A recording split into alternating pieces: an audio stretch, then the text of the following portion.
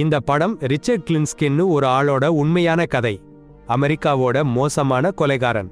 1964ல் Richard டெபோரான்னு ஒரு பொண்ணை பார்த்தான். அந்த ராத்திரி சின்ன வயசுல இருந்து இல்லாத அளவுக்கு பேசி பழகினாங்க. அவன் வாழ்நாளிலேயே முதல் தடவை காதல்ல விழுந்தான்னு சொல்லலாம். டெபோரா அப்பாவி பொண்ணு, எல்லாருக்கும் பிடிச்சவ. அடுத்த ராத்திரி ரிச்சர்ட் அவன் நண்பர்களோட பில்லியர்ட்ஸ் விளையாட போனான். அப்பதான் தெரியுது அவன் ஒரு ஆல்ட் பிலிம்ஸ்ல வாய்ஸ் ஆக்டர்னு. அன்னைக்கு மாலை அவன் ஒரு நண்பன் டெபோராவை பத்தி பேச ஆரம்பிச்சான். பழைய பாணியான பொண்ணு, அதிகமா மத நம்பிக்கை உள்ளவன்னு. ரிச்சர்ட் அமைதியா இருந்தான். எர்லை பில்லியர்ட்ஸ்ல தோற்கடிச்சான்.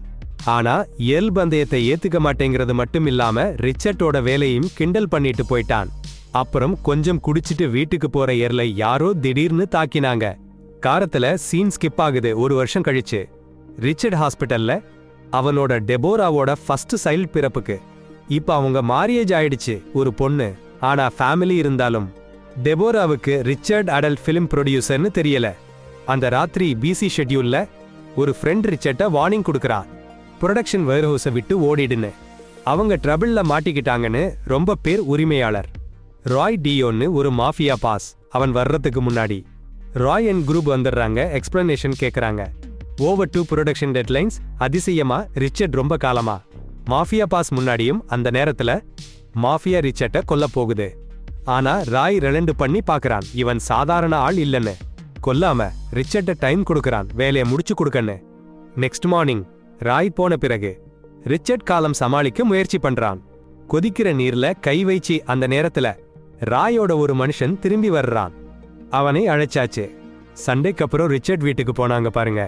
அன்புள்ள குடும்பத்தோட சந்தோஷமா இருக்காங்க. ஆனா டெபோரா கூட இருக்கும்போது அவருடைய நடத்தை மாறுது. வெளியே இருக்கும்போது காட்டும் குளிர்ச்சி இல்ல. 2 வேறுபட்ட மனிதர் மாதிரி இருக்கு. அவருடைய மனைவியை சந்தோஷமா வைக்க ரிச்சர்ட் எதையும் செய்வாராம். அடுத்த நாள் காலையில ராய்க்கு காரியாலயத்துக்கு ரிச்சர்ட் போனாங்க. நேரடியா சந்திக்கல, சுத்தி பார்க்க அழைச்சிட்டு போறாங்க. பின்னணி விசாரிக்கிறாங்க. சடச்சின்னு ராய் துப்பாக்கி காமிச்சிட்டாரு. அப்பவும் ரிச்சர்ட் அமைதியா இருக்காரு. சாதாரணமா இல்ல, அதிர்ச்சியா இருக்கு. ராயோட அடல்ட் வீடியோ பிசினஸ் கஷ்டத்துல இருக்குன்னு தெரிய வந்தது. ஆனா ரிச்சர்ட்ல ஒரு திறமை இருக்குன்னு ராய் நினைச்சிட்டாரு. அவருடைய நம்பிக்கையான ஆளா ஆக்க சான்ஸ் கொடுக்கறாரு.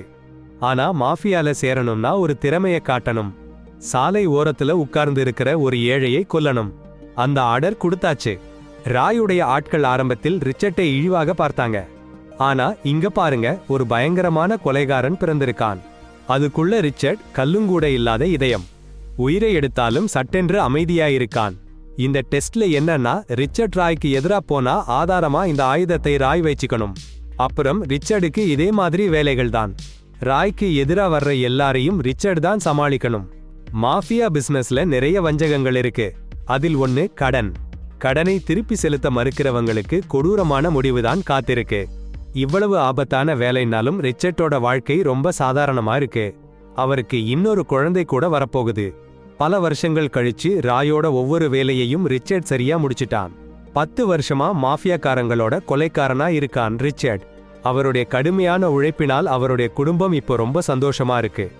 நண்பர்கள் அல்லது உறவினர்கள் ரிச்சர்ட்டோட சொத்தை பத்தி கேட்டா ஒரு ஃபாரெக்ஸ் ட்ரேடர்னு சொல்லிக்கிட்டு ஒவ்வொரு ராத்திரியும் படுக்க போறதுக்கு முன்னாடி வெளிநாட்டு கரன்சி நகர்வுகளை சரி பண்ணுறாரு. அவரோட மனைவிக்கு கூட சந்தேகம் இல்ல, இந்த கொடூரமான கொலைகாரன் என்ன பண்றான்னு. ரிச்சர்ட் என்ன பண்றாருன்னு ஒருத்தர் சந்தேகப்படுறாங்கன்னா அது டீனோ. அவங்க 2 பேரும் முன்னாடி அடல்ட் வீடியோ இண்டஸ்ட்ரியில சேர்ந்து வேலை பண்ண காலத்துல நண்பர்கள். பிசினஸ் கிடவிச்சுன்னு டீனோ ரிச்சர்ட் உயிருக்கு கவலைப்பட்டுட்டு இருந்தாரு. ஆனா இப்போ ரிச்சர்ட் எப்படி வாழ்ந்துட்டு இருக்கான்னு பார்த்துட்டு ரொம்ப சந்தோஷமா இருக்காரு. அதுக்கு ஒரு பக்கம் ராயின் வலது கை ஆளான ஜாஷ் 2 ட்ரக் டீலர்கள் கிட்ட கிலோ கணக்கில் கோகைன் வாங்குறாரு. ஆனா டீல் நடக்கிற போது ஜாஷ் அவங்கள விட்டுட்டு கோகைன் எடுத்துட்டு ஓடிட்டாரு. அந்த 2 பேரும் கேம்பினோன்னு ஒரு ரைவல் மாஃபியா பாஸ் டீம்ல இருக்கவங்கன்னு தெரிய வந்துச்சு. அவங்க ராயை விட ரொம்ப பவர்ஃபுல்லானவங்க. இது பெரிய பிச்சு தான். அடுத்த நாள் கேம்பினோவோட என்வாய்லியோ ராயோட தலைமையகம் உயிரை உயிரால் ஈடு செய்யணும்னு கட்டளையிடுது. அந்த நேரத்துல ராய் ஜாஷ் என்ன பண்ணான்னு ஒண்ணுமே தெரிஞ்சுக்கல. ஆனா ஜாஷ் அப்படித்தான் அலட்சியமா நடந்துக்கிடுவான். அவனை வளர்த்த அப்பா ஒருத்தரும் தண்டிக்க மாட்டாங்கன்னு நினைச்சிட்டு. இப்போ சூழ்நிலை மாறிடுச்சு. ரிச்சர்ட் வழக்கம் போல தினம் நேர்த்தியா உடை அணிஞ்சு வேலைக்கு போற மாதிரி நடிப்பான். ஆனா 10 வருஷமா மாஃபியா கொலைகாரனா இருக்கிற ரிச்சர்ட் இப்போ ஒரு போர்ட்டபிள் ஆயுதம் வச்சிருக்கான். அதுவும் ராயின் கட்டளையால. இந்த தடவை அவன் டார்கெட் மார்ட்டி, ஒரு விபச்சாரி. ஜாஷ் இருக்கிற இடத்தை பத்தி தகவல் லீக் பண்ணினதுக்கு சந்தேகம். ஜாஷ் கூட அவனுக்கு ரொம்ப பாசம். அவனை மகனா நினைக்கிறான். ராய் அவனை தண்டிக்கல, அவன் சாவை நடிக்க வைக்கணும்னு முடிவு பண்ணிருக்கான். சரி, மார்ட்டி தகவல் லீக் பண்ணிருக்கான்னு சந்தேகம். அவனுக்கு கடவுள் மேல நம்பிக்கை இல்லைன்னு பெருமையா நினைக்கிற ரிச்சர்ட் அவன் நம்பிக்கையை சோதிக்கிறான். மார்ட்டி பக்தியா பிரார்த்தனை பண்ணணும்னு கட்டாயப்படுத்துறான். ரிச்சர்ட் அவன் பிரார்த்தனை பண்றதா பார்க்கணும். அடேங்கப்பா, சக்தி வாய்ந்த ஆளு ஒருத்தர் வரப்போறாருன்னு தெரிஞ்சும் அந்த இடத்தை விட்டு போக போற நேரத்திலேயே அவரால தடுக்க முடியலாம். ரிச்சர்ட், ஒரு சத்தம் கேக்குது அலமாரிக்கு பின்னாடி. மார்ட்டினோட இளம் காதலி. ஆனா ரிச்சர்டுக்கு ஒரு விதி, பெண்களையோ குழந்தைகளையோ நான் பாதிக்க மாட்டேன். அவ கண் முன்னாடி கொலை நடந்தாலும் அவளை விட்டுட்டாரு. ஆனா கட்டிடத்தை விட்டு போக போறப்போ ஒரு கொலைகாரன் மிஸ்டர் ஃப்ரீசி ராய் ரிச்சர்ட்டை மட்டும் அனுப்பல, மிஸ்டர் ஃப்ரீசியையும் அனுப்பிட்டாரு. அபார்ட்மெண்ட் வெடிக்க வைக்க மிஸ்டர் ஃப்ரீசிக்கு கோபம். சாட்சியை விட்டுட்டானே, அந்த பொண்ணை கொல்ல ஒரு திட்டம் போர். ரிச்சர்ட் துப்பாக்கி சூடு. மார்ட்டினோட காதலியை காப்பாத்திட்டாரு. ஆனால் பேரிடர் அந்த இரவு. ராய் கூப்பிட்டாரு. சும்மா சொல்லக்கூடாது. கெம்பினோட மாஃபியா ராஜா ராயை அழிக்க பார்த்துட்டு இருந்தானாம். கொலை பண்ண முடியலன்னா ஜெயிலுக்குள்ள தள்ளிடலாம்னு திட்டம் போட்டிருந்தாங்க. ரிச்சர்ட் பண்ணின வேலைகளெல்லாம் பொறுக்க முடியாததுன்னு சொல்லி சில நாளிலேயே வேலையிலிருந்து தூக்கிட்டாங்க. அப்புறம் ரிச்சர்ட் ஒரு ஜெயிலுக்கு போறான். அவனோட அண்ணன் ஜோயி கிரிமினல்னு தெரிய வருது. ஆனா இன்னும் பெரிய ஷாக் இருக்கு. ரிச்சர்ட் எப்படி இவ்வளவு கொடூரமா கொலை பண்ண முடியும்னு எல்லாரும் தலையை பிடிச்சுக்கிட்டாங்க. அப்பதான் உண்மை தெரிய வருது. சின்ன வயசுல இருந்தே அப்பா அவங்க அண்ணன் தம்பி 2 பேரையும் ரொம்ப அடிச்சு கொடுமை பண்ணிருக்கான். அந்த அளவுக்கு கொடுமை பண்ணா மனநலம் பாதிக்காம இருக்குமா? ஜோயி 10 வயசுல ஒரு 12 வயசு பொண்ணை கொலை பண்ணி ஜெயிலுக்கு போயிருக்கான். ரிச்சர்டும் ஒரு ஃப்ரெண்ட்ஸை கொலை பண்ணிருக்கான். அதுல போலீஸுக்கு எதுவும் புரியல. ஜோயி அவன் அண்ணன் ரிச்சர்ட்ட கிட்ட $10,000 உதவி கேட்டிருக்கான். அதிக பணம் கொடுத்து ஒரு டாப் லாயர் வச்சு ஜெயிலுக்குள்ள இருந்து வெளியே வரணும்னு ஆசைப்பட்டிருக்கான். பல வருஷமா ஜெயிலுக்குள்ள இருக்கிறானே, சிறை. ஆனா ரிச்சர்ட் அவன் அண்ணன் கேட்டதை மறுத்தான். உண்மையிலேயே நிறைய நாள் கொலை பண்ணாம இருந்ததால ரிச்சர்டுக்கு அமைதியின்மை. அவனோட கோபம் சில நாள் கழிச்சு உச்சகட்டத்தை அடைஞ்சிச்சு. கார் ஓட்டிட்டு போறப்போ திடீர்னு வேற ஒரு காரோட மோதிட்டான். மிஸ்டர் ஃப்ரீசி கார்னு நினைச்சு கவனம் சிதறி போச்சு. அந்த ஆக்சிடென்ட்ல கார் உடைஞ்சு போச்சு. கொஞ்சம் கூட சும்மா இருக்க மாட்டானுங்க.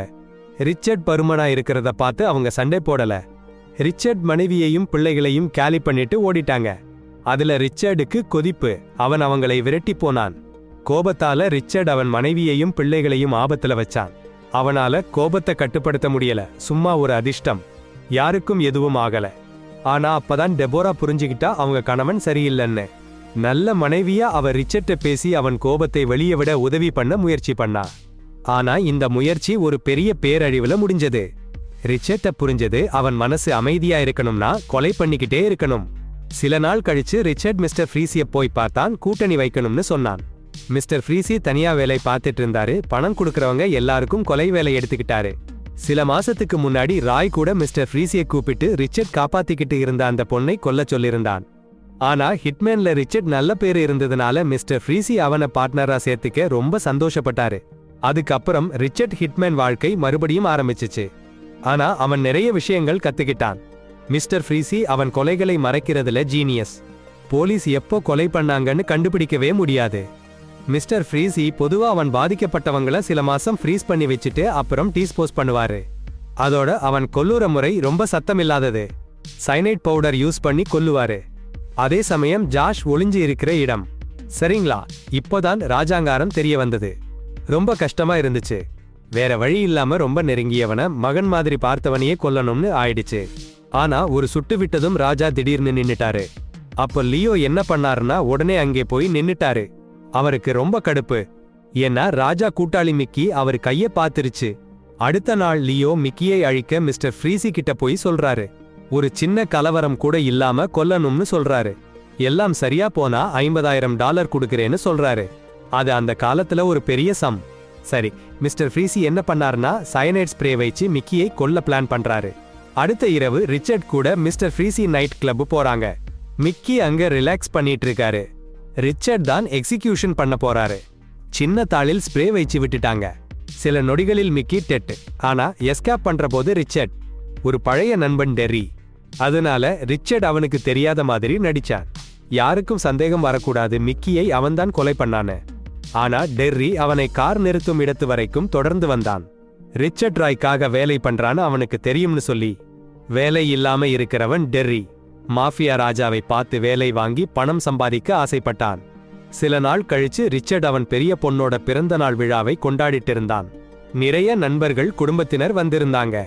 சடாரென்னு ராயோட ஆட்கள் கதவை தட்டி உடைச்சு ரிச்சர்ட்டை காரில் தூக்கிட்டு போயிட்டாங்க. அவன் செயல்வெளியில வந்துடுச்சுன்னு எல்லாரும் ஆச்சரியப்பட்டாங்க. ராய் எப்படி இந்த ரகசியத்தை கண்டுபிடிச்சான்னு யோசிச்சாங்க. டெர்ரி சில நாள் முன்னாடி ராய்க்கு ஃபோன் பண்ணி எல்லாத்தையும் சொல்லிட்டான். பாரில் ரிச்சர்ட்டை எப்படி சந்திச்சான்னு விளக்கமா சொன்னான். அந்த நேரத்துல ரிச்சர்டோட பொண்ணு வந்துட்டா. அப்பா ஆபத்துல இருக்கான்னு அவளுக்கு தெரிஞ்சிடுச்சு. ரிச்சர்ட் பயந்துட்டான். சின்ன தவறுனாலும் அவன் ரகசியம் வெளியில வந்துடும்னு. அதிர்ஷ்டவசமா ராய் கொஞ்சம் காருண்யம் காட்டிவிடுங்க, அவரை விட்டுடுங்க.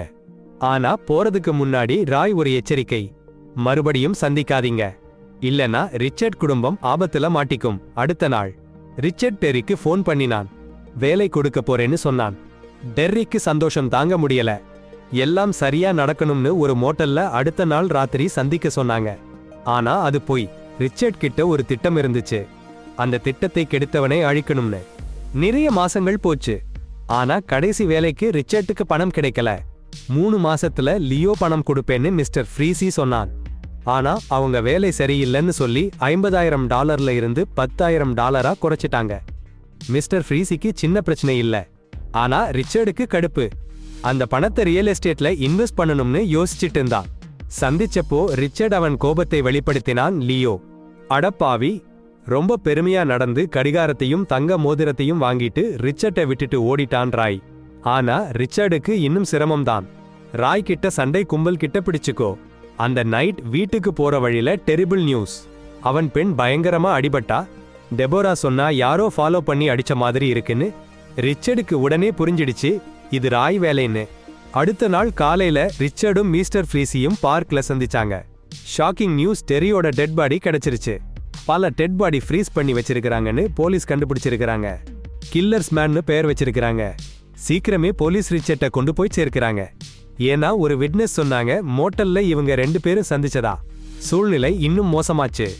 ராய் இனி அவங்க குடும்பத்தையே டார்கெட் பண்றான். மாஃபியா கிட்ட மாட்டிக்காம காப்பாத்திக்கணும்னா இதுதான் வழி. ஃப்ரீசி அங்கேயே சொல்றாரு, ஒவ்வொருத்தரும் தன்னோட குடும்பத்தையே கொல்லிடுங்க, அப்புறம் நகரம் விட்டு எஸ்கேப் ஆயிடலாம், எந்த பழுவும் இல்லாம. ரிச்சர்ட் கொதிச்சு போயிட்டாரு. ஃப்ரீசி அவன் வீட்டு முகவரியை எப்படி தெரிஞ்சுக்கிட்டான்னு சந்தேகம். ஃப்ரீசி பாக்கெட்ல கை வச்சா பாருங்க. சயனைட் ஸ்ப்ரே வாங்க போற மாதிரி ரிச்சர்ட் முடிவு பண்ணிட்டாரு. தன் குடும்பத்துக்கு முன்னாடி ராயை அழிச்சுடணும். அதற்காக டீனோவை உதவி கேட்டாரு. சயனைடு பவுடர் விற்கிறவங்களை அறிமுகம் பண்ணி வைக்க சொல்லி. டீனோ சொல்றாரு, போலீஸ் 2 பேர் நேத்து டெர்ரி சாவு பத்தி விசாரிச்சாங்கன்னு. அப்போ டீனோக்கு நம்ப முடியல. அவங்களோட ஃப்ரெண்ட் ஐஸ்மேன்னு கூப்பிடுற ஹிட்மேன் கையில மாட்டிக்கிட்டானே. அவன் முன்னாடி உட்கார்ந்திருக்கிறது யாருன்னு அவனுக்கு தெரியல. அடுத்த நாள் டீனோ சொன்ன டொமினிக்னு ஒருத்தரை ரிச்சர்ட் ஒரு டைனர்ல சந்திச்சாரு.